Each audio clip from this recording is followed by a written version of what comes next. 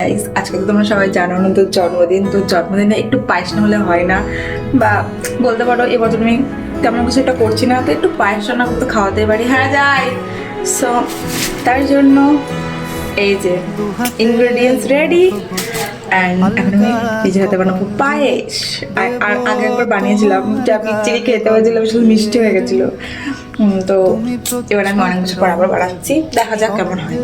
বসিয়ে দিয়েছি এই যে দুধ জাল দিতে।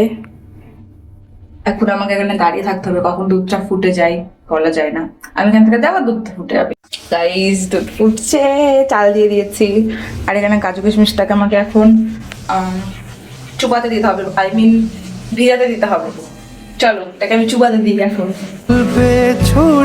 বেটা এটা এখন চুবুক রিল্যাক্সে।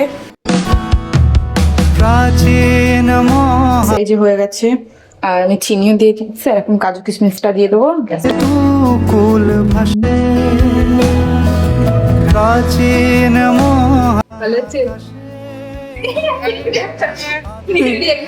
নাচলি না আমাদের পিঠে বল কেমন হতো, আমাদের মায়ের দিদা পুরো পারফেক্ট মিষ্টি আছে।